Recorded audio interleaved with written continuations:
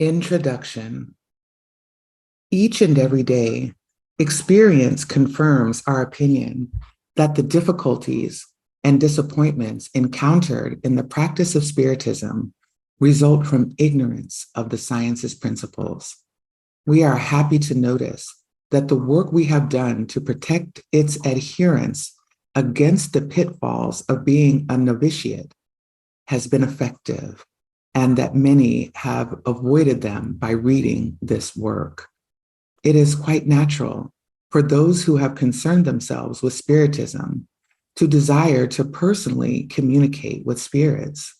This work is intended to facilitate their journey, enabling them to take advantage of the fruits of our long and laborious studies, for it would be quite erroneous for someone to assume that in order to become an expert on the subject, it is enough to simply learn how to place his or her fingers upon a table to make it turn, or to pick up a pencil to make it write.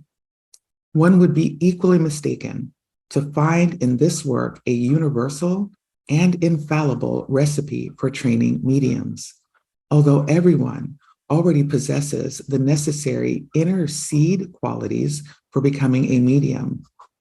Such qualities express themselves in various degrees, and developing them depends on causes that are outside the human will. The rules of poetry, painting, and music do not make people poets, painters, or musicians if they do not have the gift in the first place. Such rules only guide them as they use their natural abilities. The same applies to this work.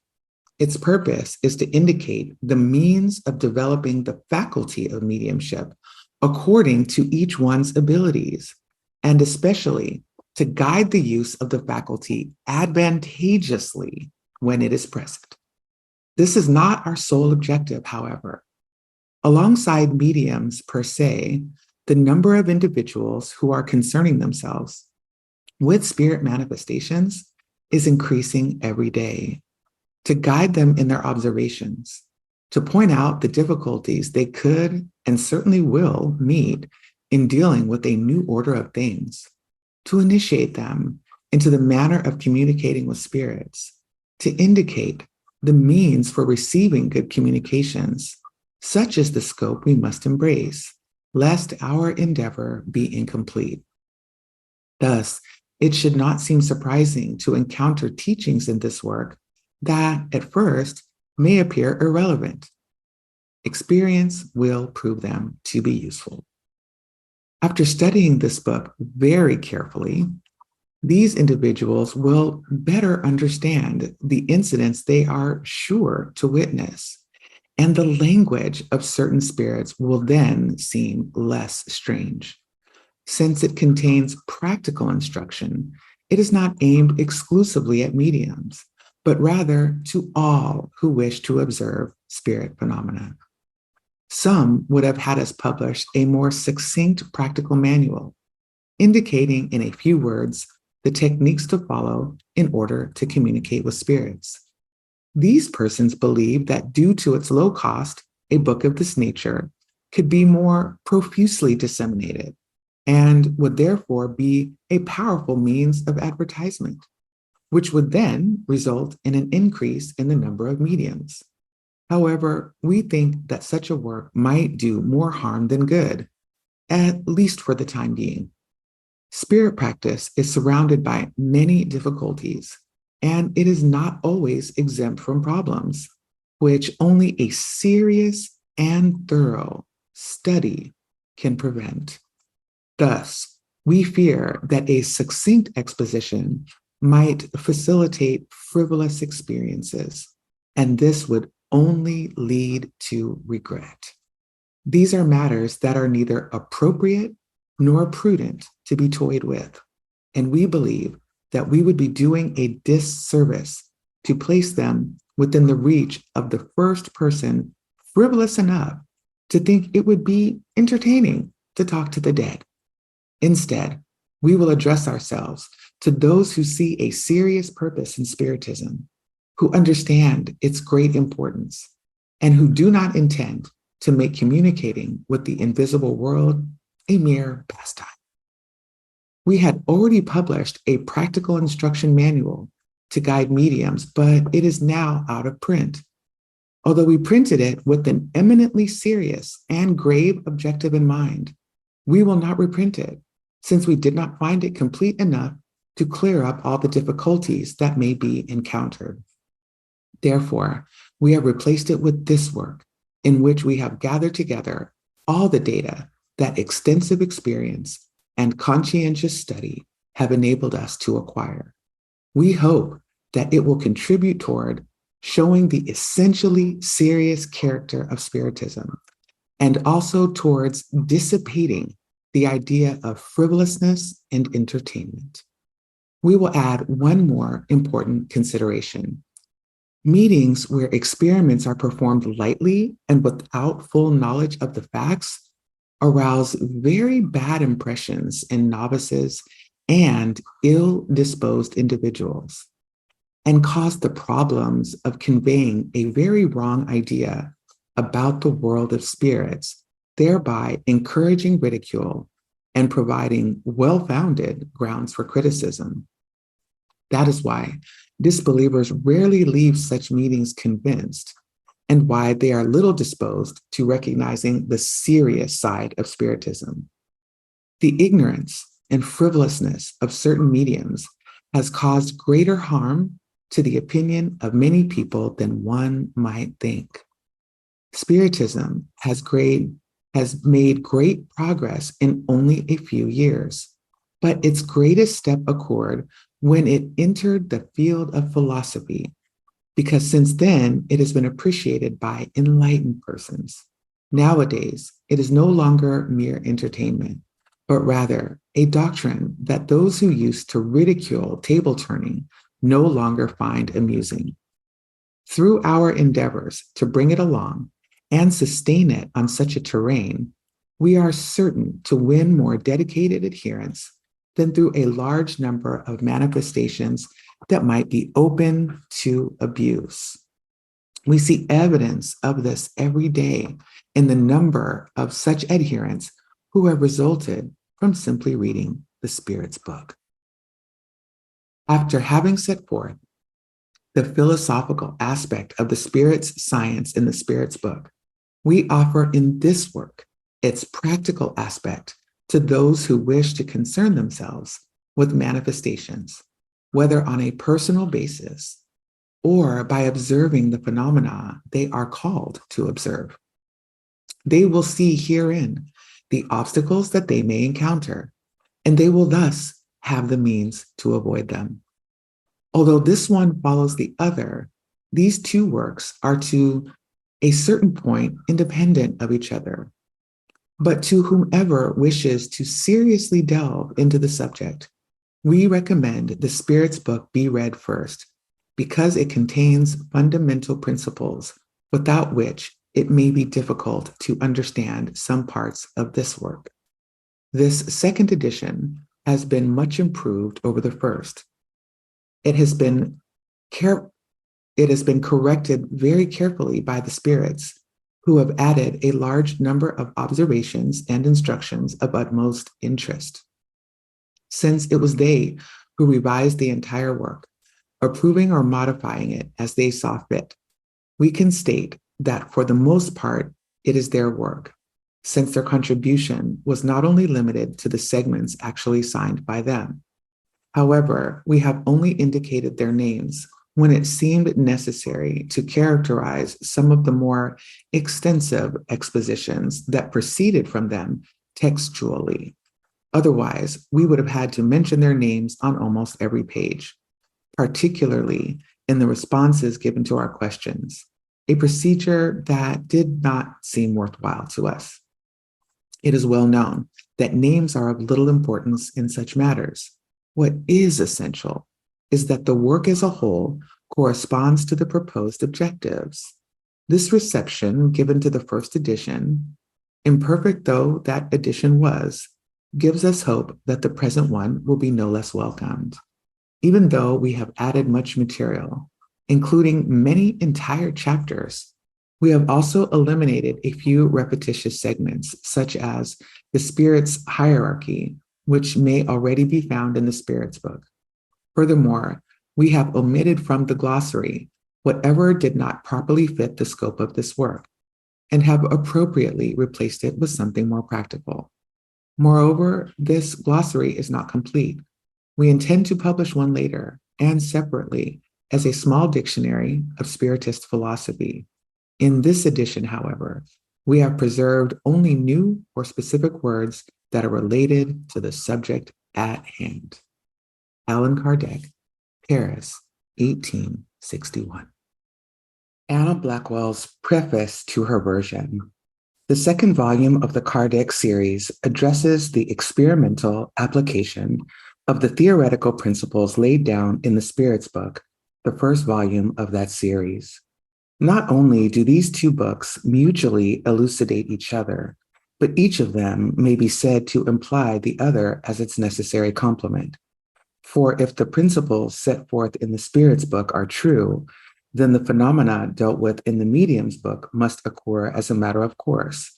While if the phenomena dealt with in the medium's book really occurs, their occurrence proves the truth of the principles laid down in the Spirit's book, because those phenomena are at once inexplicable by any other theory and easily explicable with the aid of the theoretical principles set forth in that work. The medium's book is not addressed to materialists. Those must be brought from materialism to spiritualism, if such is possible, by their personal ascertainment of the reality of modern Spiritist manifestations and by the proof that such manifestations give for the continued existence of the souls of the deceased men and women by whom they are produced. Rather, it is addressed exclusively to those who already believe that there is in the human being a principle of conscious individuality that survives the body, and to those who consequently admit, first, the action of law in the evolution of human life, and second, the existence of the inscrutable ordainer of the universe, of whose wisdom and will that law is the expression. It is also addressed to those who are therefore prepared to admit, still further, that the providential ordaining may be expected to proceed for the advancement of our knowledge of extraterrestrial relations, as it does for that of the sciences, which deal with the various departments of our terrestrial life. The science of mathematics, for instance, is open to every human being. Yet it was only through the mind of a Euclid that its fundamental principles have been given to the world. Astronomy, chemistry, electricity, etc., are open to the study and investigation of everybody. Yet the basis of each of these sciences, as of all others, has been furnished not by the multitude of seekers, but by the insight of some mastermind on whose foundations succeeding inquirers have continued to build. And this is for a very simple reason. The most superficial glance at the world around us suffices to show us that the men and women of Earth are, as yet, in point of both intelligence and morality, a very slight average attainment. They therefore need to be helped forward in every department of intellectual inquiry by spirits from worlds of greater advancement, who incarnate among them from time to time for the purpose of assisting them to progress more rapidly in some given direction. Owing to their mental and moral backwardness, men and women are slow to recognize the superiority of these providentially given pioneers and are prone to resent, as offensive to their egos, the suggestion that any such superiority can exist. They therefore usually stone the prophets before accepting their clearer insights. But since they always end up perceiving that such insights are the true ground on which the further development of each branch of science must be worked out, the progress of human knowledge, though slow, is sure. But at what rate would that progress be accomplished if every student, ignoring the groundwork furnished by the masterminds of the past, undertook to build up his or her own department of science ab initio for him or herself.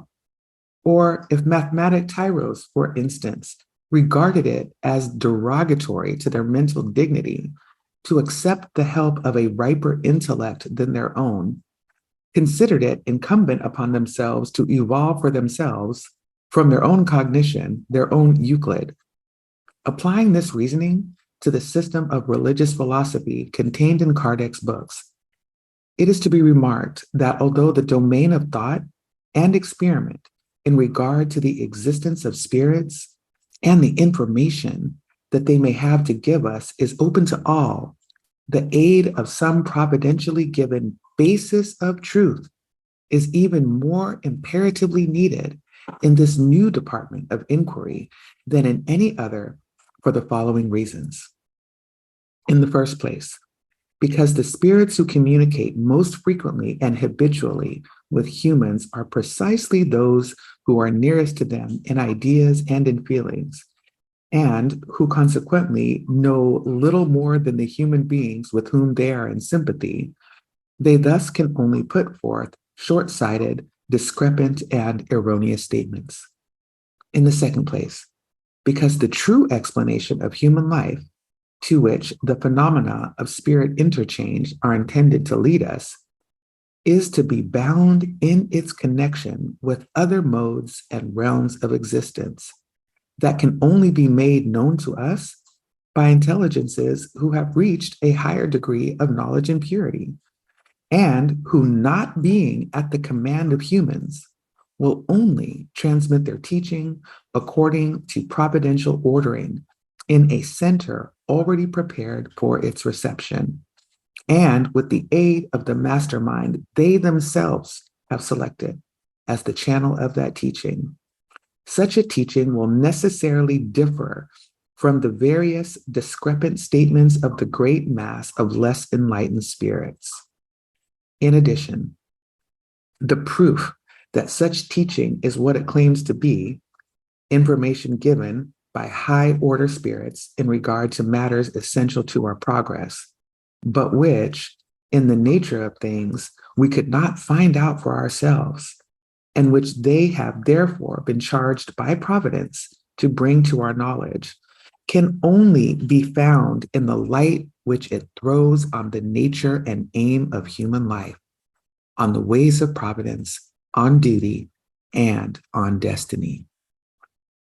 All those who have made a serious study of the theory of existence, which Allan Kardec was employed to develop, have arrived at the conviction that it presents the proofs of authenticity and superiority just set forth as conclusive, and they therefore accept it as the fundamentals of all sciences are accepted by students, not as exhaustive, but as the true basis of further discovery, not as a matter of arbitrary authority, but on the broad ground of its intrinsic reasonableness and the satisfactory solutions it gives for the great problems of life, insoluble by any other theory. The high moral tone of the Medium's book, as that of all Kardec's writings, is in unison with the assertion so often repeated by the spirits, whose communications he has coordinated with such exceptional clearness and reach of thought, that the aim of the open interchange, which is now being established between spirits and humans, is not the mere gratification of curiosity, not the mere enlargement of the sphere of interesting inquiry, not even the mere giving of the certainty of our continued existence beyond the grave.